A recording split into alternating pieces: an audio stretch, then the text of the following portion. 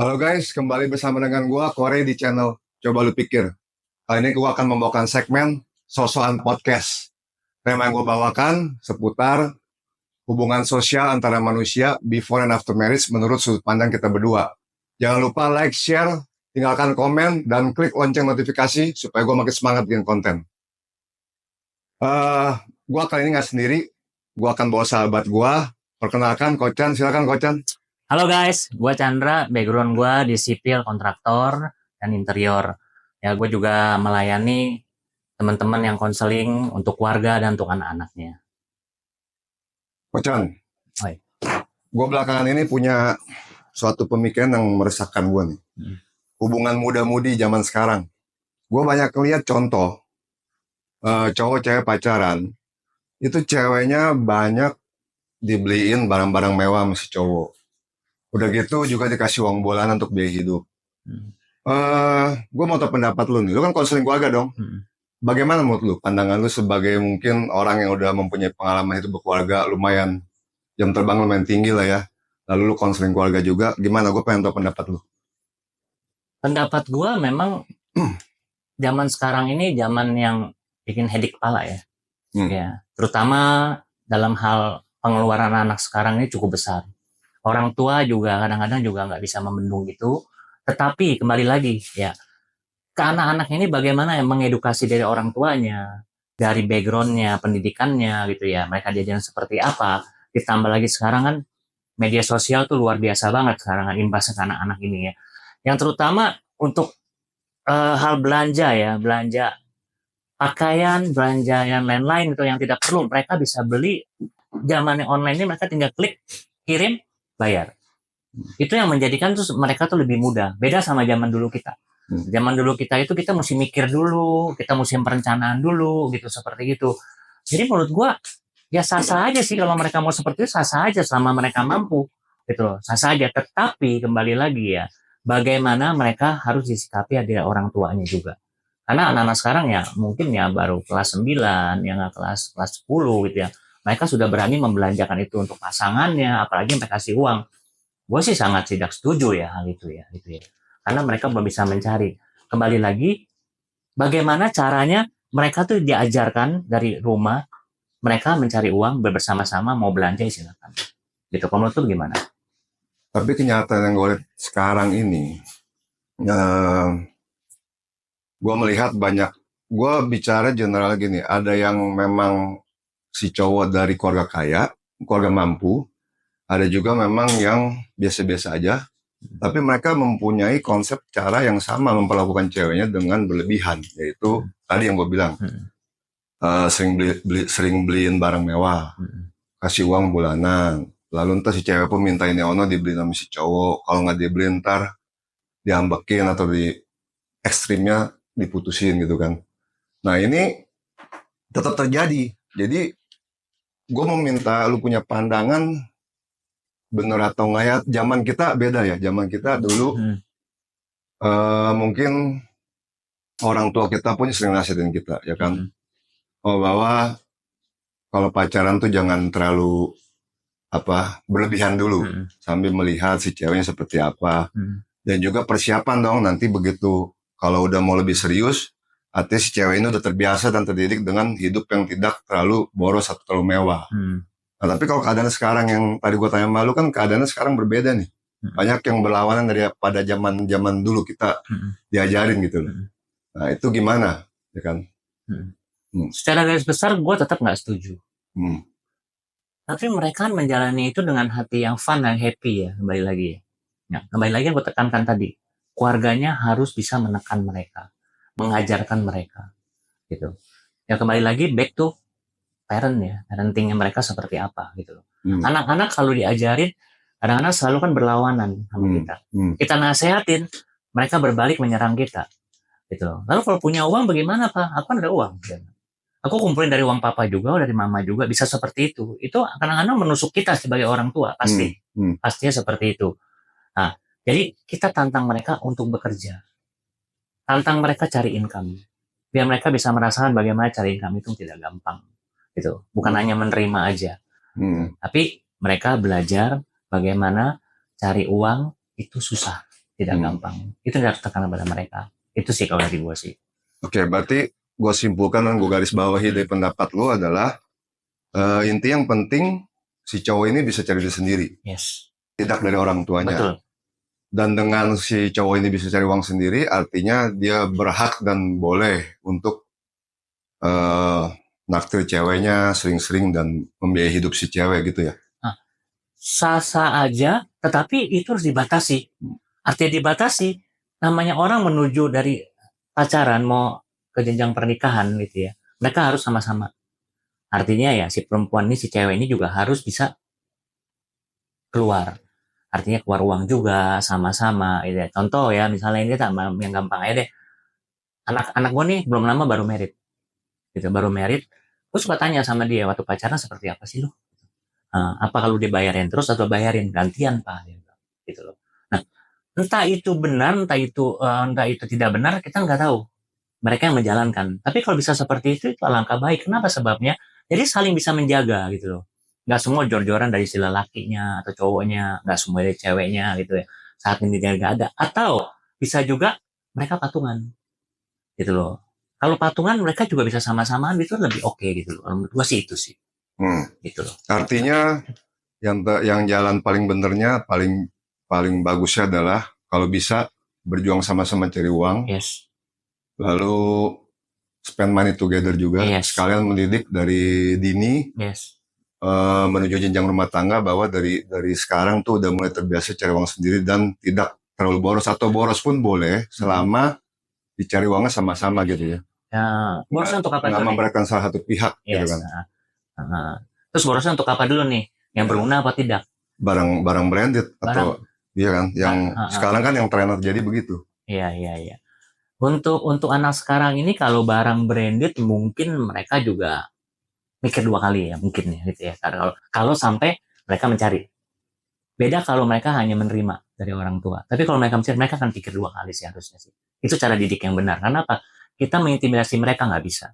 Lu nggak boleh beli ini loh gitu loh. Ini nggak boleh, duit gue kok. Kan gitu. Nah jadi kembali lagi, ya kita batasi aja. Gitu. Kalau kita masih bisa memberi ke mereka uang atau kita orang tuanya masih ngasih ke anak-anak, kita batasi. Kita yang rem. Jadi kita yang jaga. Kalau gue sih gitu sih. Gitu. Oke. Setuju kok Dan. Thank you. Thank you. Lalu, gue mau nanya lagi nih. Di budaya Asia terutama negara plus 26 ya. Banyak kepala keluarga atau suami yang kasih uang penghasilan itu 100% ke istri. Ya kan? Nggak tahu sih, kalau gue sih sebenarnya nggak sepenuhnya setuju, tapi gue pengen tahu pendapat Kocan bagaimana soal itu. Ini Koreng, kalau bicara pendapat ya, kan notabene orang Asia terutama ya, dia selalu memberikan income-nya itu kepada pasangannya, kepada istrinya. Sah-sah aja sih. Itu positif aja. Kenapa? Kalau bicara itu untuk rumah tangga, kita serahkan, kita bagi tugas ke istri yang mengatur, itu positif.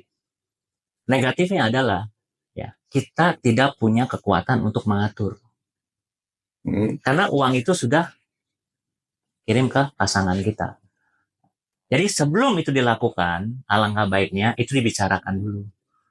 Jadi dibicarakan dengan detail ya, dengan waktu santai ya, jangan sampai nanti ada miskom, ada kesalahpahaman pada saat contoh nih, Mama aku mau beli ini loh nggak bisa Pak. Loh kan yang aku uang yang cari. Gitu loh. Kok Mama seperti itu? Menurut istri mungkin tidak perlu. Gitu loh. Tapi buat kita perlu. Nah itu menjadi sana menjadi polemik juga sih. Jadi pemicu keributan dari hal kecil gitu loh. Baru terjadi teman kemarin cerita. Gitu ya. Baru lama nih teman cerita. Istrinya dikasih tahu dia beli alat pancing. Harganya itu 1 jutaan. Tapi dia lupa. Laporan itu istrinya dapat. Dia beli alat pancing 8 juta. Jadi ribut besar gara-gara hal itu. Karena apa? Tidak keterbukaannya itu loh. Istrinya yang beliin? Bukan, suaminya beli, tapi laporan statement itu di istri. Oke. Masuk gitu loh data pengeluaran mutasinya. Tapi istrinya megang uangnya kan? Iya megang uangnya. Gitu loh. 100% istrinya. 100% gitu. Tapi kartu ATM mungkin apa si suami yang pegang. buat di luar belanja atau apa gitu. Jadi istrinya tahu laporan diperiksa bulanannya, kok ini lu bohongin luar lu berarti kayak seperti ini. Itu karena apa? Tidak dibicarakan di awal. Itu yang sering terjadi gitu loh hubungan. Kalau memang dia mau serahkan ke istri sah-sah saja sih. Itu dari sisi positif negatifnya. Nah, kalau buat Korea gimana? Sebelum gue sampaikan pendapat gue pribadi ya, gue mau sama-sama mengajak lu mengingat sedikit di dunia kerja kita, pekerjaan kita, di pekerja-pekerja lapangan kita, ya tanpa gue perlu sebut secara detail. Kita sama-sama sering dengar keluhan-keluhan kan ya, akibat daripada seorang suami memberikan penghasilan 100% kepada istrinya di kampung ya kan. Dampaknya kita sudah sama tahu negatifnya kan. Kadang si suami ini baru gajian nggak lama udah bilang nggak punya uang gitu ya. Nah itu gue kasih lu gambarin itu dulu. Nah lalu pendapat gue, kalau menurut gue lebih cocok kalau suami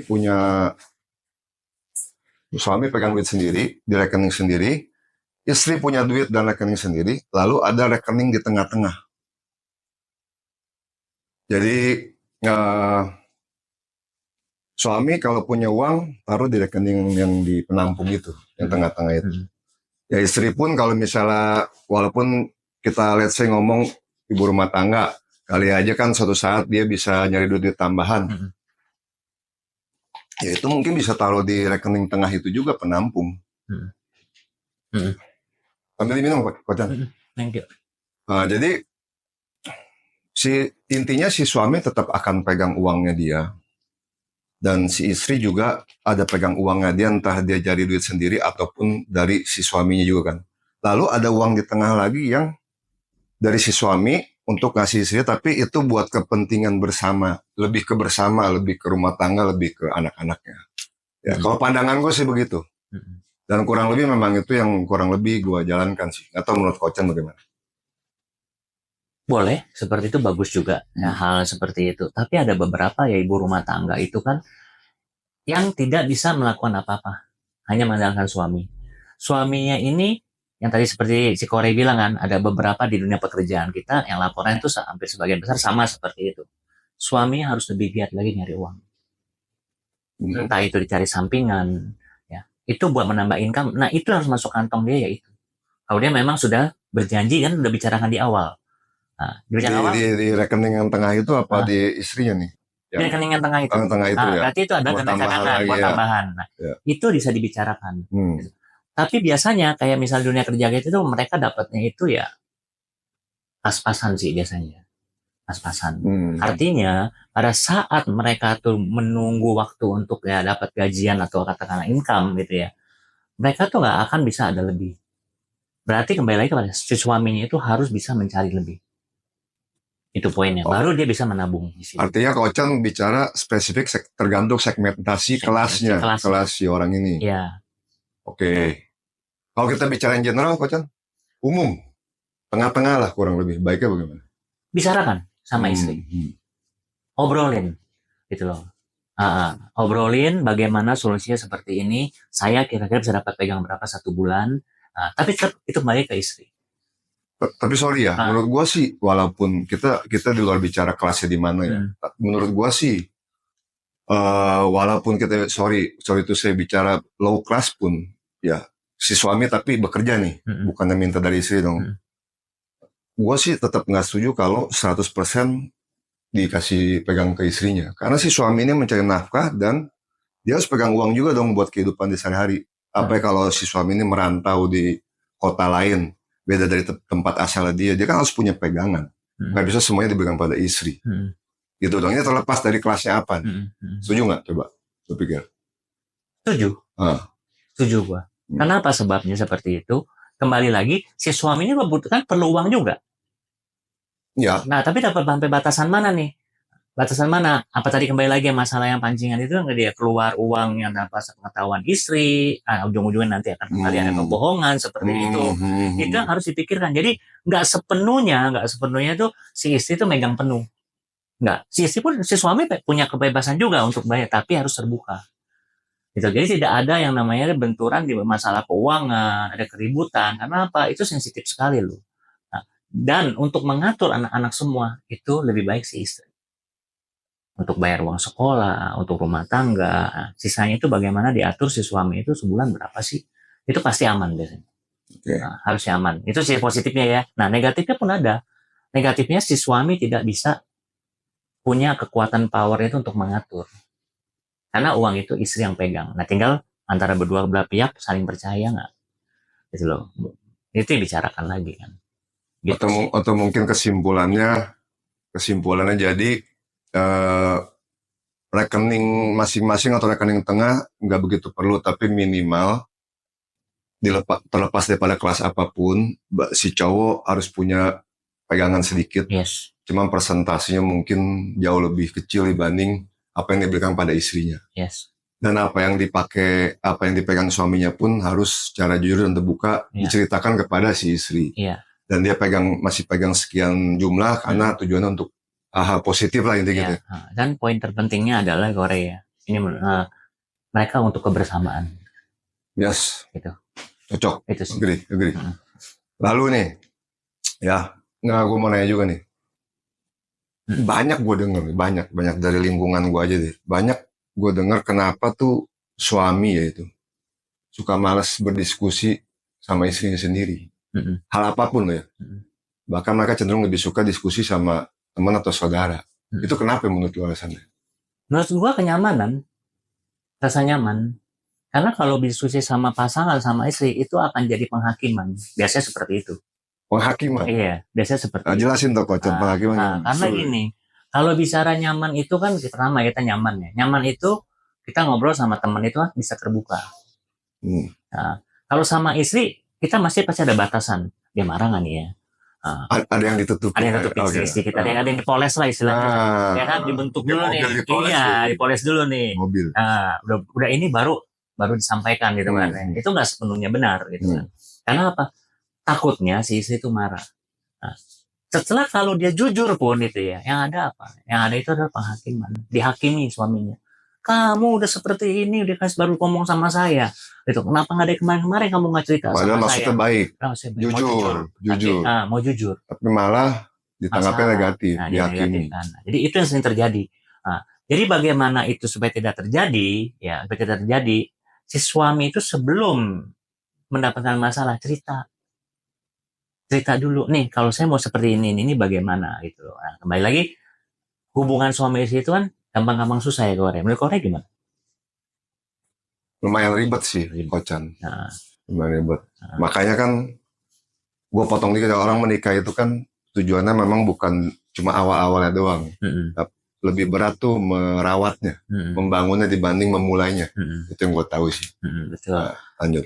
Makanya itu kan ada istilah nih kalau di kita nih, kalau kita di pelayanannya, ngelayanin konselingnya itu ya. 1 + 1 sama dengan 1, Korea. Kenapa gitu? Iya. 1 + 1 biasanya 2 kan? Iya. 1 + 1 sama 1. Yang benernya 2? Iya. 1 + 1 sama 1 itu artinya maknanya tuh lumayan besar sih. Pertama adalah senang sama-sama, susah sama-sama. Gitu. Lalu melakukan apa-apa sama-sama. Kalau dia tidak bisa melakukan itu hasilnya bukan 1 + 1 sama 1. 1 sama 1 berantakan. Gitu. Berantakan. Karena tidak ada kesepakatan berdua gitu loh. Itu sih kalau dari gue sih gitu. Menurut Korea gimana? Setuju. Seperti yang tadi gue bilang, memang pernikahan itu awalnya doang yang gampang. Dan ternyata setelah menjalaninya baru mengerti lebih susah memang untuk merawatnya. Dan selama ada sering-sering komunikasi, ada persamaan persepsi dan termasuk kebiasaan sehari-hari yang sama, dan ada masalah apapun dikomunikasikan dan selesaikan, itu sih biasa bisa masalah bisa selesai dan awet, bisa panjang. Tapi kalau pakainya ego lalu komunikasi kurang bagus, ya pasti berantakan sih. Nah, menurut gue sih gitu. Betul. Makanya kembali lagi kan tadi kenapa lebih nyaman berbicara sama teman, ya kan? Padahal simpel aja sih sekarang ini kan mereka bisa konseling. Konseling keluarga, ke tempat yang tepat gitu ya. Ajak pasangannya itu sama-sama kita pergi ke sana gitu loh. Jadi bukan karena kata gua, bukan karena kata lu, tapi karena pakarnya gitu loh. Nah, lakukan itu. Nah, yang sering terjadi itu kan lu mempertahankan ego, sama-sama tahanin ego gitu. Jadi lu nggak cerita sama gue kemarin, dan gue mau cerita, mau jujur nih gitu loh. Gue ada masalah lo sama masalah gue gini lo. Akhirnya apa yang ada penghakiman, ujung-ujungnya berantem. Itu sih gua. Jadi gue simpulkan, jadi tetap kalau sharing masalah sama istri itu penting. Yang harus terbuka juga. Yes. Tapi di saat kita mentok mungkin ya, yes. kita tetap butuh orang ketiga, yes. teman atau saudara untuk ngasih masukan tambahan atau nasihat. Iya. Gitu ya Pak Chan? Iya. Setuju. Oke. Iya. Gue mau nanya lu lagi nih. Perselingkuhan. Mungkin sekarang lagi banyak dengar ya di dunia selebritis terutama ya. Yang gue mau nanya, penyelesaiannya bagaimana baiknya kalau si cowok ini ketahuan selingkuh gitu oleh si istri? Menurut Kocan dari dua sisi ya, si suami baiknya gimana, si istri baiknya bagaimana tuh? Kalau terjadi kasus perselingkuhan. Berat nih pertanyaannya nih. Ya, berat nih. Dalam harus jawab. Gue harus jawab. Ya. Karena bahasa selingkuh itu kayaknya gak enak didengar juga ya gitu ya. Selingkuh ya. Apalagi bicara pasangan suami istri. Gitu. Yang pertama ya ini kita bicara siapa, cowoknya Pak, suami? Nah, gue mau tanya dua sisi. Dua sisi. Ya. Oke. Ya, sepatah dua kata ya Kocan. Oke. Tapi yang bermakna gitu. Kalau kita bicara si suaminya dulu ya, suaminya dulu ya. Dia selingkuh ya. Lalu si istrinya tahu. Iya. Misalnya seperti itu. Atau penyebabnya nih? Penyelesaiannya lah. Penyelesaiannya. Dari perselingkuhannya. Tenang. Buat si cowok selingkuhin. Oke. Kalau yang selingkuh mah tenang dia.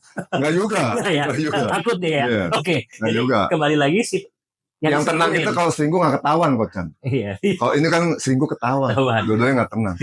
Oke, boleh. Jadi si istrinya harus juga bisa tenang, lalu bisa sabar. Dan si cowok ini harus tahu, si laki ini harus tahu suaminya seberapa dalam si perempuan ini, istrinya ini mengasihi dan menyayangi si suaminya.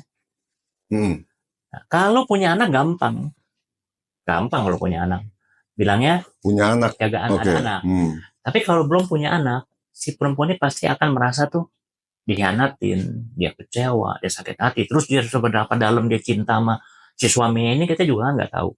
Kalau dia benar-benar cinta sama suaminya itu harus bisa sabar. Nah, si perempuan ini juga, si istrinya juga harus bisa menyadari itu, apakah ini bisa lanjutkan atau tidak. Tapi zaman sekarang banyak loh yang walaupun sudah punya anak, tapi mereka kayak nggak peduli gitu. Jadi udah ngandelin ego masing-masing aja, udah nggak peduli anak ya selingkuh, cerai, nggak, udah anaknya ya tetap diurus, tapi bukan berarti harus alasan anak dia harus memaafkan salah satu pasangannya gitu. Oke, sebagai contoh nih, sebagai contoh aja kita cerita ya, itu sebagai contoh gue menjawab ya Kore. Ada satu keluarga, dia punya anak 2. Si suaminya ini kebetulan dia ada will, oke. Si istrinya tahu. Lalu si istrinya ini mau memvonis suaminya, atau katakanlah dia mau meninggalkan suaminya. Yang rugi kan siapa? Cuma menurut saya. Iya, menurut Korea.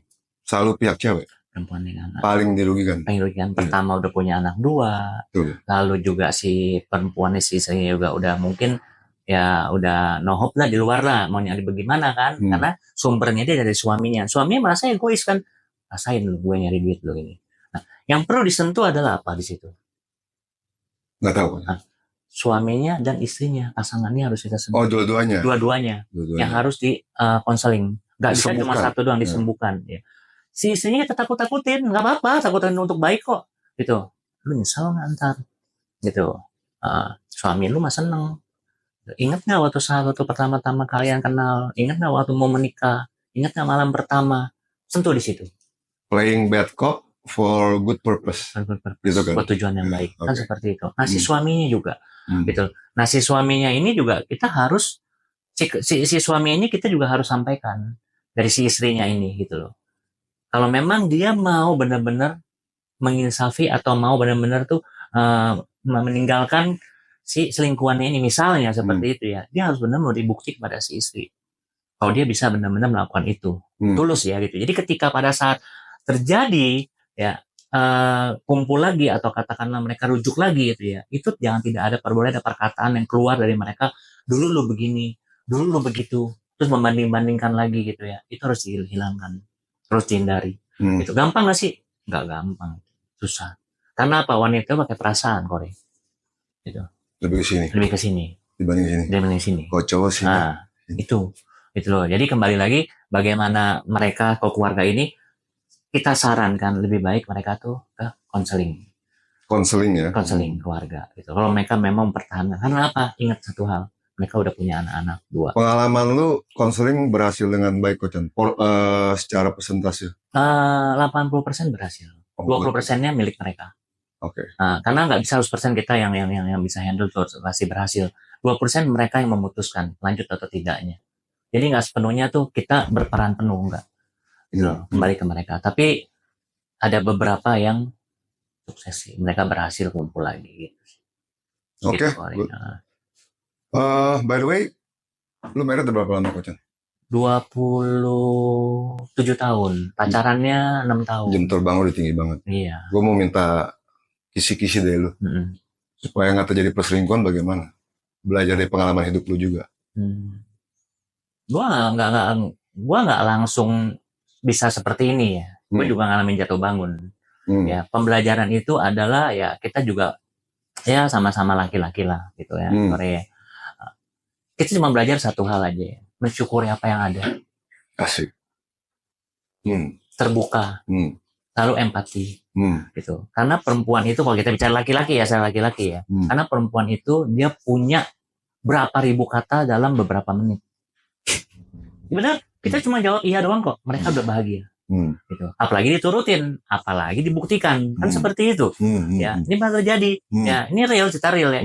Istri saya ya. Gitu ya. Itu dia cerita di rumah, dia tetangga bla bla bla bla bla bla panjang tuh tayangannya. Kita dengerin. Maksudnya dia mau bandingin ya? Bukan bandingin. Dia cerita nih, burukan tetangga nih. Tetangga gini loh.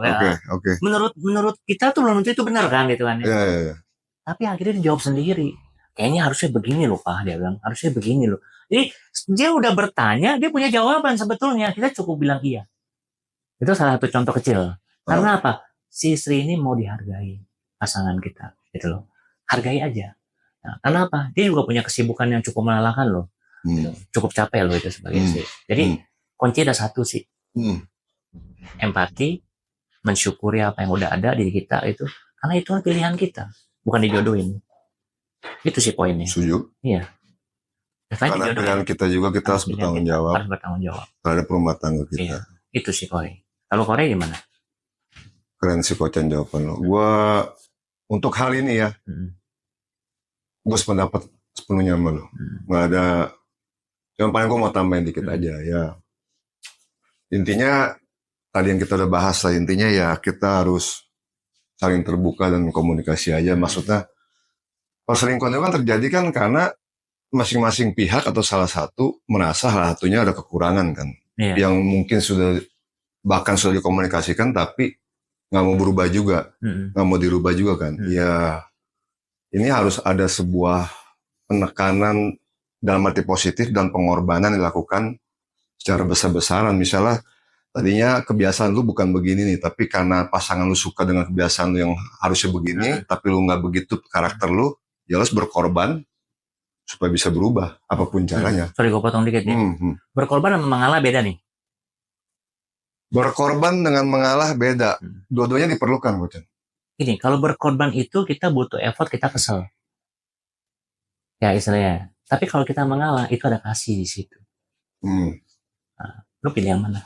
Gitu loh Kore. Kalau gue milih kasih. Gue rasa balik ke usia si pasangan ini. Kalau gue percaya namanya hukum alam. Jadi kalau namanya umur manusia makin tua itu, yang tadinya judulnya pengorbanan bisa jadi mengalah. Kalau mungkin masih muda itu masih judulnya berkorban. Belum ada kata mengalah. Jadi nanti dia makin tua, ya dia akan makin mengalah. Padahal tujuannya sama sebenarnya, supaya mempertahankan hubungan ini kan, kelanggengan rumah tangga ini. Ya, cuma nanti usia yang akan menentukan berkorban atau mengalah gitu aja sih. Mm-mm. Tapi intinya sebetulnya tujuannya sih kalau menurut gue baik. Mm-mm. Oke. Good. Minum lah ya. Iya. Ayo. Kocan. Gue udah mau minum tadi tuh. Nah terus ada sekarang di zaman sekarang ini bahkan ada yang lebih fatal dibanding cuma sekedar perselingkuhan gitu ya. Mm-mm. Banyak kekerasan. Jadi dan yang parahnya kalau zaman dulu kan mungkin ya Mm-mm. cowok ke cewek ya. Sekarang cewek ke cowok men. Mm-mm. Betul. Lebih sering cewek ke cowok yang melakukan kekerasan. Mm-mm. Gimana menurut Kocan? Tidak bisa dibenarkan seperti itu. Tidak bisa dibenarkan. Ya, kedua-duanya. Ya. Cowok pun nggak boleh KDRT sama pasangan, sebaliknya juga seperti itu. Nah, kembali lagi gini loh. Sebatas mana si laki ini berperan, si suami ini?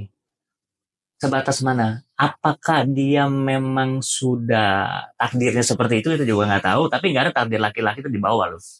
Ya, tidak ada.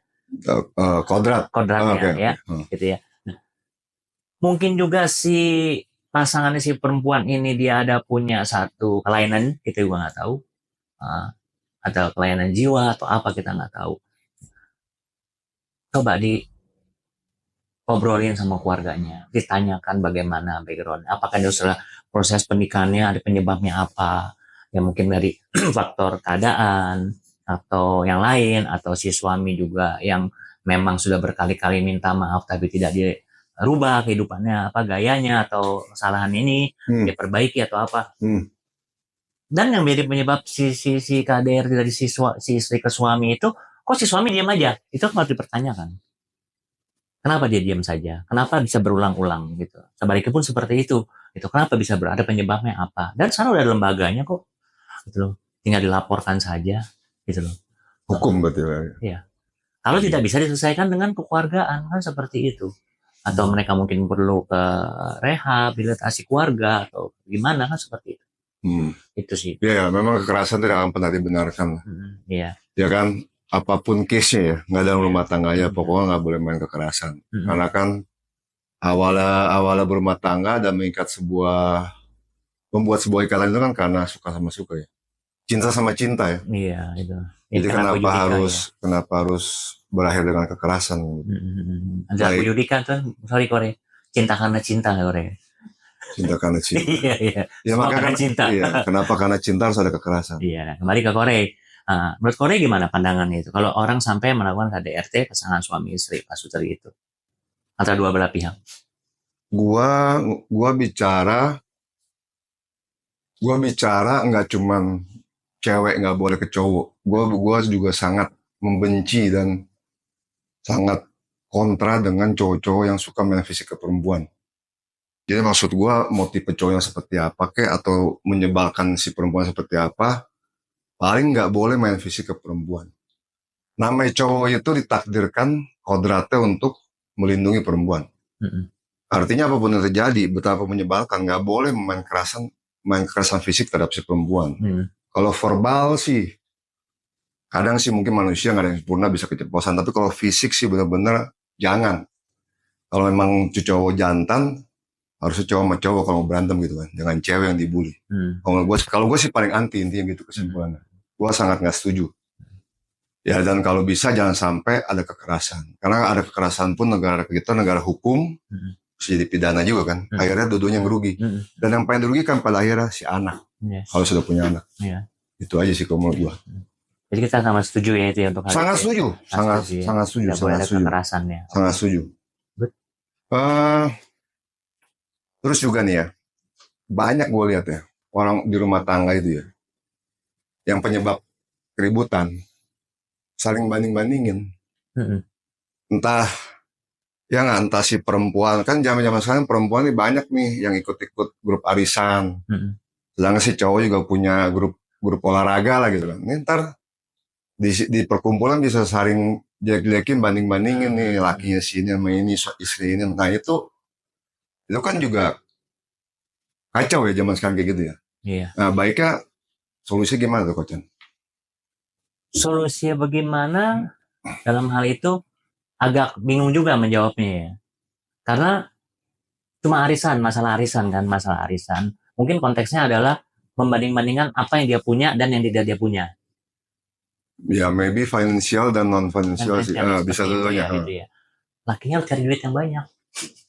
Hmm. Atau berdua cari uang yang banyak. Gitu.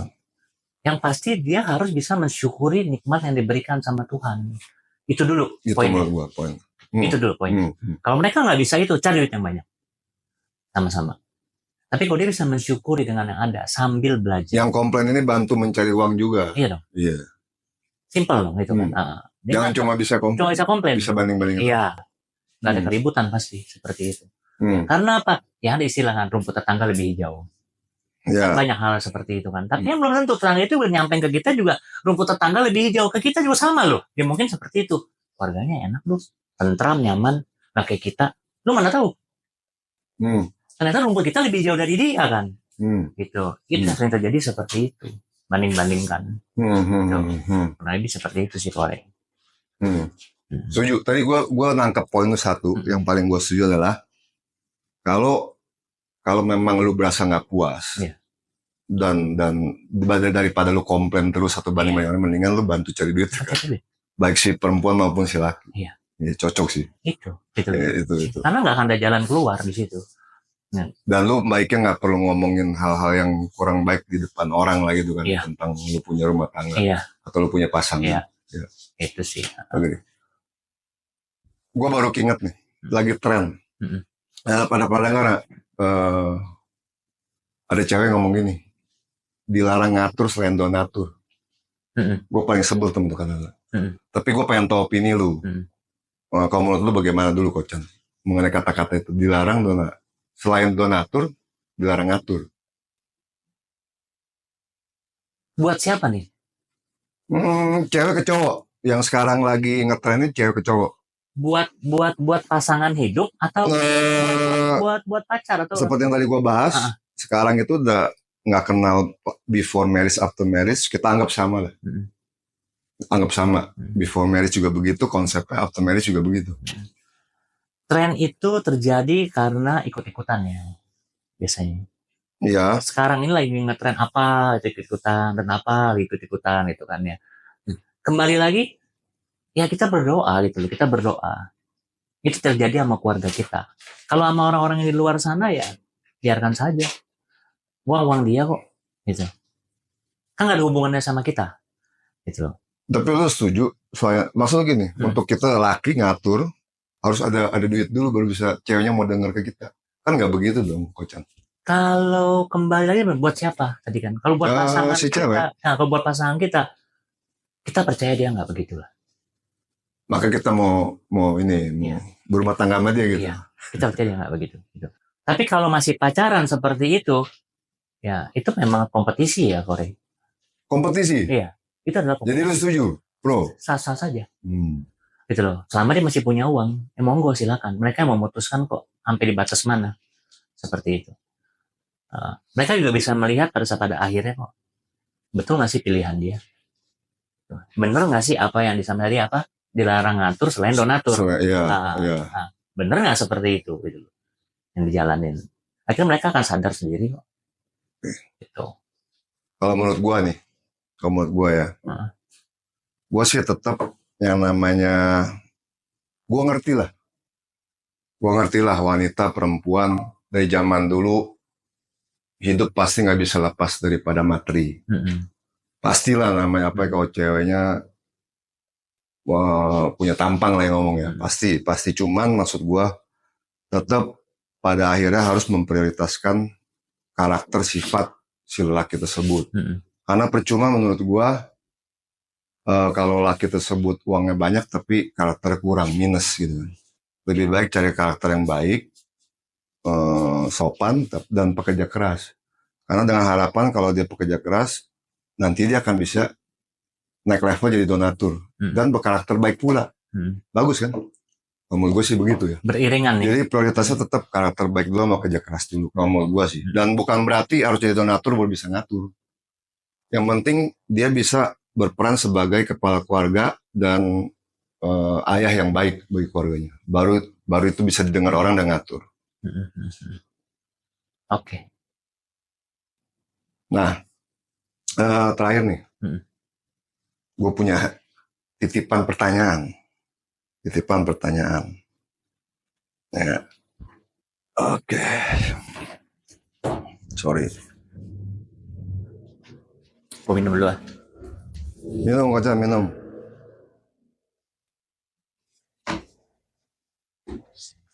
Sebentar. Gue punya titipan pertanyaan. Oke. Dari kenalan gue. Mudah-mudahan gue bisa jawab, Kore. Dan gue minta nasihat lo atas pertanyaan ini, oke? Gue mainin ya voice note. Apa? Apakah istri dituntut untuk serba bisa dalam hal rumah tangga? Nah, gitu. Nah, jelas gak, Kocan? Jelas. Nah, coba dijawab. Itu rule number one, seorang istri harus bisa segala macam untuk suami. Rule number one, harus selalu bisa. Selalu bisa untuk suami. Cuma si suami Berarti harus tahu. Berarti superwoman.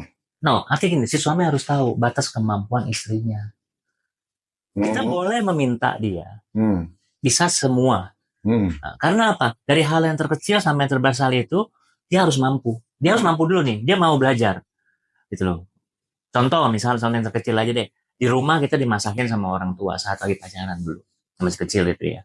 Pada saat kita dimasakin sama pasangan kita mesti, kok nggak enak gitu loh. Kok beda gitu. Bisa belajar nggak dia untuk merubah? Pasti bisa. Jadi bukan dituntut sebetulnya. Bahasanya mungkin bukan dituntut ya gitu ya. Dipelajari. Karena kalau dibilang dituntut itu agak berat. Nah, dalam artian gini loh. Kayaknya kita menjudge dia gitu. Kalau dia nggak bisa, itu akan jadi masalah. Tapi kalau tanya, benar nggak sih perempuan istri itu harus bisa semua? Iya. Jawabannya iya. Gitu. Oh, jadi jawabnya iya? Iya. Jawabnya iya. Gitu. Tetapi sampai mana batasannya gitu? Menurut Korea gimana?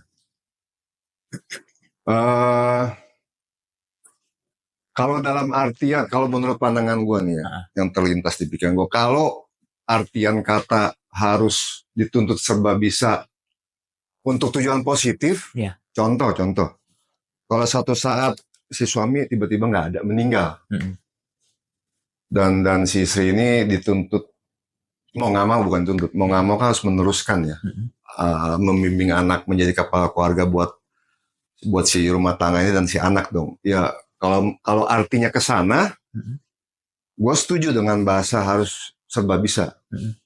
Tapi kalau di luar konteks daripada itu, ya gue juga memaklumi namanya ketidaksempurnaan orang sih. Jadi gue yang mengharapkan dia serba bisa. Cuman maksud gue gini, kalau gue nangkap dari pertanyaan yang kenalan gue ini ya, gue tuh ngasih nasihatnya gini. Jadi lu nggak mesti serba bisa, tapi lu serba bisa ngatur orang. Jadi gini, ada orang yang membantu lu di rumah tangga, misalnya lu punya asisten rumah tangga, nah kalau lu nggak bisa menjalankan semua secara fisik sendiri, ya lu harus serba bisa dalam mengaturnya. Ngerti nggak? Jadi bukan berarti harus turun tangan semua sendiri, ya kan? Kan juga levelnya si ibu rumah tangga ini pastinya kan bukan juga merangkap jadi pembantu juga, atau harus turun fisik, turun tangan di pekerjaannya kan. Ya maksudnya menurut gue baiknya dia serba bisa dalam hal mengatur orang-orang ini yang ada untuk membantu dia. Kayak di sebuah perusahaan, seorang manajer kan bukan berarti kenapa dia manajer, karena kan ada staff ya kan. Tapi kan untuk mencapai sesuatu goal, bukan berarti si manajer harus mengerjakan semua sendiri.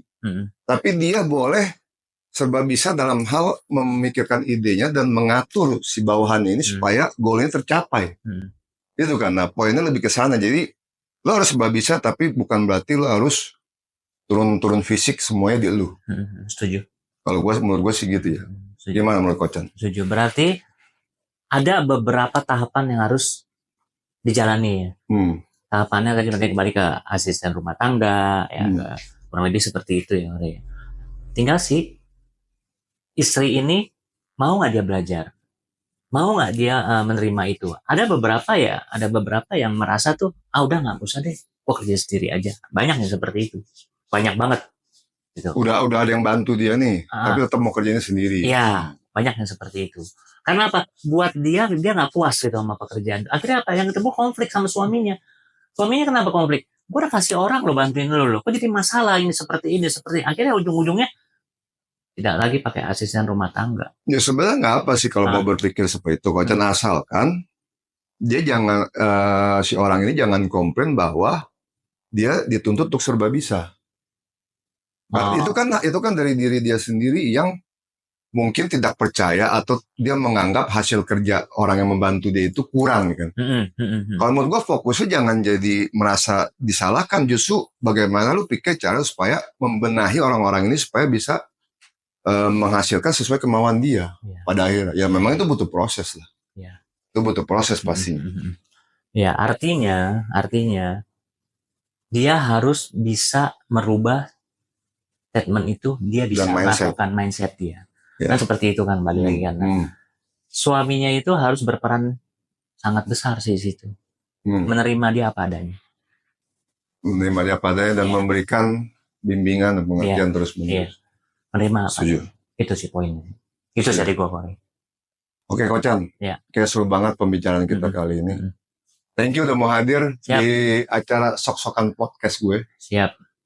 Mudah-mudahan kita bisa bikin di sesi 2 secepatnya. Oke. Kocan gak keberatan kan? Oke, siap. Thank you banget ya Kocan ya. Thank you, Koray. Oke. Ya, sip.